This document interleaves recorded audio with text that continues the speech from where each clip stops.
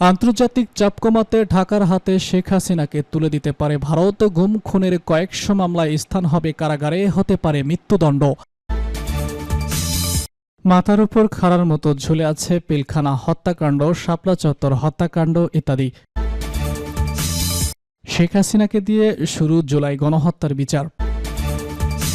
আন্তর্জাতিক চাপ কমাতে ঢাকার হাতে শেখ হাসিনাকে তুলে দিতে পারে ভারত। গুম খুনের কয়েকশো মামলায় স্থান হবে কারাগারে, হতে পারে মৃত্যুদণ্ড।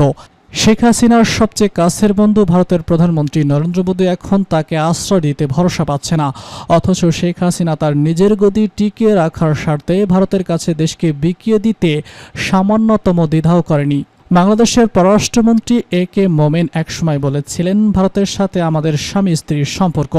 দুদেশের সম্পর্কের গভীরতা বোঝাতে তিনি সম্ভবত এই মন্তব্য করেছিলেন। কিন্তু আমরা দেখতে পাচ্ছি পরিবর্তিত পরিস্থিতিতে সম্পর্কের এই গভীরতা কোনো কাজেই আসেনি। বাংলাদেশের বর্তমান পরিস্থিতিতে হাসিনার বন্ধুত্ব না কূটনীতিক বন্ধুত্ব, কোনটা রাখবে এজন্য দোটানায় ভারত।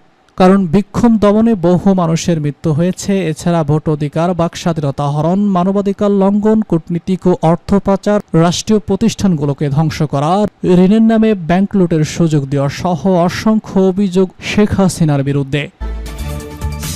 মাথার উপর খাড়ার মতো ঝুলে আছে পিলখানা হত্যাকাণ্ড, শাপলা চত্বর হত্যাকাণ্ড ইত্যাদি।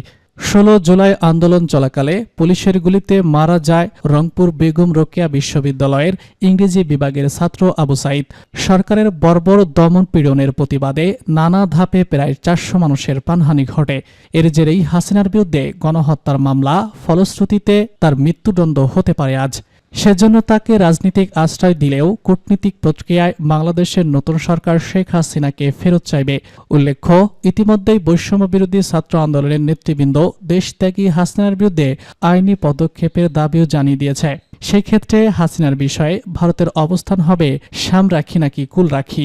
ফলে নয়াদিল্লিতে হাসিনা আদৌ থাকতে পারবে কিনা তা নিয়েও গুরুতর সন্দেহ রয়েছে। হাসিনাকে ভারতে আশ্রয় না দেওয়ার পক্ষেও আরও যুক্তি রয়েছে। তাহলে পরিকাঠামো এবং অন্যান্য ক্ষেত্রে প্রচুর ভারতীয় বিনিয়োগ রয়েছে বাংলাদেশে। যে সরকারি ক্ষমতায় আসুক বা যেই দেশ চালাক, ভারতকে নিজের স্বার্থে বাংলাদেশের সঙ্গে সুসম্পর্ক বজায় রাখতে হবে। এক্ষেত্রে হাসিনার জন্য কোনোভাবেই কোনো প্রতিবন্ধকতা সৃষ্টি না হয় সেদিকেও মাথায় রাখতে হবে মোদীকে। শেখ হাসিনাকে দিয়ে শুরু জুলাই গণহত্যার বিচার। জুলাই গণহত্যা মামলায় ক্ষমতাচ্যুত প্রধানমন্ত্রী শেখ হাসিনাকে প্রধান অভিযুক্ত করে আন্তর্জাতিক অপরাধ ট্রাইব্যুনালে আনুষ্ঠানিক অভিযোগ দাখিল করেছে প্রসিকিউশন টিম। এর মধ্য দিয়ে জুলাই গণহত্যার বিচার শুরু হলো। চিফ প্রসিকিউটর রাজু ইসলাম রোববার দুপুর 12টার পর ট্রাইব্যুনালে অভিযোগ দাখিল করেন। এ বিষয়ে শুনানি সরাসরি সম্প্রচার করা হবে বাংলাদেশ টেলিভিশনে। শেখ হাসিনাও ছাড়া এই মামলার অপর দুই আসামি হলেন তৎকালীন স্বরাষ্ট্রমন্ত্রী আসাদুজ্জামান খান কামাল, সাবেক পুলিশের মহাপরিদর্শক চৌধুরী আবদুল্লাহ আল নোমান। জুলাই আগস্ট জুড়ে সারা দেশে যে গণহত্যা হয় তাতে শেখ হাসিনাকে প্রধান নির্দেশদাতার দায়ে গত 12 মে ট্রাইব্যুনালে অভিযোগ দাখিল করে তদন্ত সংস্থা। আসাদুজ্জামান খান কামাল ও চৌধুরী আবদুল্লাহ আল মামুনের বিরুদ্ধেও আনা হয় 5টি অভিযোগ। এর আগে আন্তর্জাতিক অপরাধ ট্রাইব্যুনালের চিফ প্রসিকিউটর মোহাম্মদ তাজুল ইসলাম বলেছেন, আমরা বিচার প্রক্রিয়া এগিয়ে নেওয়ার বিষয়ে দৃঢ় প্রতিজ্ঞ। ডিসেম্বরের মধ্যে জুলাই আগস্টের হত্যাযজ্ঞের বিষয় দৃশ্যমান হবে। এর সময় উল্লেখযোগ্য অগ্রগতি দেখা যাবে।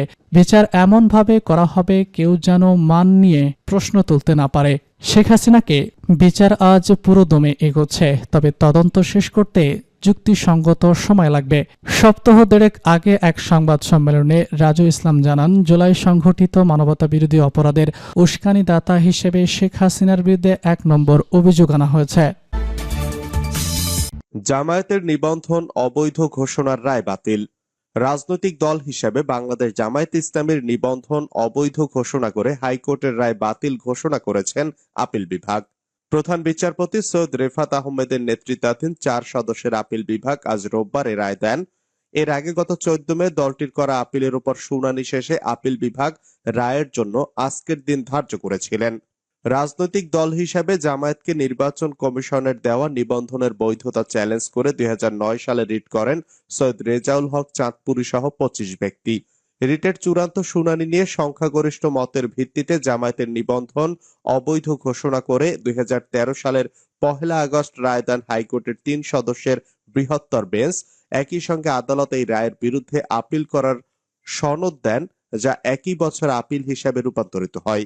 হাইকোর্টের রায়ের বিরুদ্ধে 2013 সালে নিয়মিত লিভ টু আপিল করে দলটি জামায়াত ইসলামের নিবন্ধন বাতিল করে 2018 সালের 7 ডিসেম্বর প্রজ্ঞাপন জারি করে নির্বাচন কমিশন।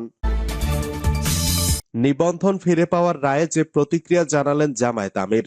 রাজনৈতিক দল হিসাবে জামায়াত ইসলামের বাতিল হওয়া নিবন্ধন ফিরিয়ে দিতে নির্দেশ দিয়েছেন আপিল বিভাগ। নির্বাচন কমিশনকে অবিলম্বে এই নির্দেশনা বাস্তবায়ন করতে বলা হয়েছে।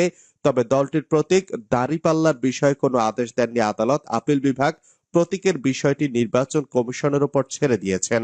রোববার সকালে প্রধান বিচারপতি ডক্টর সৈয়দ রেফাত আহমেদের নেতৃত্বে 4 বিচারপতির আপিল বেঞ্চ এ রায় ঘোষণা করেন। এ সংক্রান্ত হাইকোর্টের রায় বাতিল করে দেশের সর্বোচ্চ আদালত এ রায় দেন। এদিকে রায়ের পর সামাজিক যোগাযোগ মাধ্যম ফেসবুকে নিজের অভিব্যক্তি জানিয়েছেন জামায়াত ইসলামের আমির ডাক্তার শফিকুর রহমান। রোববার সকালে জামায়াত আমির তার ভেরিফাইড ফেসবুক পেজে দেওয়া এক পোস্টে লিখেছেন, বাংলাদেশ জামায়াত ইসলামের নিবন্ধন সংক্রান্ত হাইকোর্টের দেওয়া ন্যায়ভ্রষ্ট রায় আজ প্রধান বিচারপতির নেতৃত্বে 4 সদস্যের বেঞ্চ বাতিল ঘোষণা করেছে।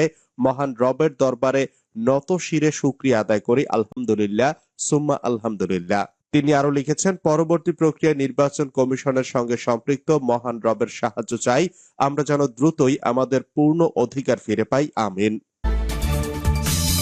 বৈষম্য বিরোধী 2 নেতার কাছে তথ্য চাইল সেনাবাহিনী, খবর শুনে গেলেন সার্জিস।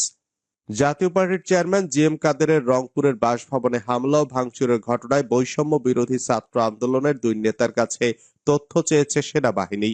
গতকাল শনিবার দিবাগত রাত 12:30টার দিকে নগরের পায়রা চত্বরে রংপুরের আহ্বায়ক ইমতিয়াজ আহমেদ ও জেলা আহ্বায়ক ইমরান আহমেদের সঙ্গে কথা বলেন সেনা সদস্যরা।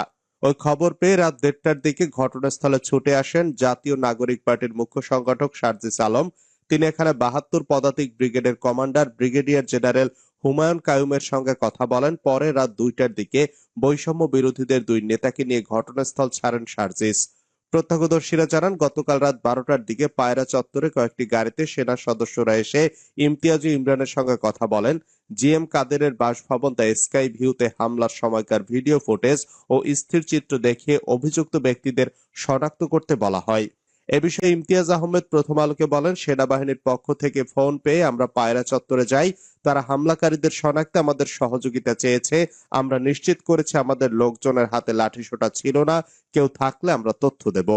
এ সময় একই স্থানে ডাকা হয় মহানগর বিএনপির আহ্বায়ক শামসুজ্জামান শামু, সদস্য সচিব মাহফুজুন নবী ও জেলা কমিটির সদস্য সচিব আনিসুর রহমানকেও তাদের দলের 2 জনের ভিডিও ফুটেজ দেখে শনাক্ত করতে বলা হয়। শামসুজ্জামান শামু প্রথম আলোকে বলেন, ব্রিগেডিয়ার হুমায়ুন সাহেব ফোনে ডেকে নিয়ে ভিডিও ফুটেজ দেখান, বলেন আমরা যেন সহযোগিতা করি। আমরা বলেছি আগামীকাল কথা বলবো, প্রয়োজনে তাদের হাজির করব।